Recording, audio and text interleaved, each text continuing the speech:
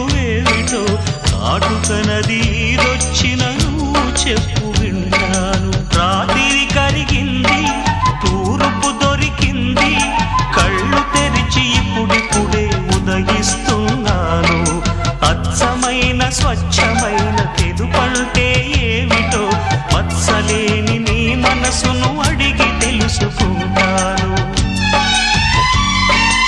ఇన్నాళ్ళ మన దూరం ఇద్దరికి గురువురా, ఒకరి కథలు ఇంకొకరికి సరికొత్త చదువురా.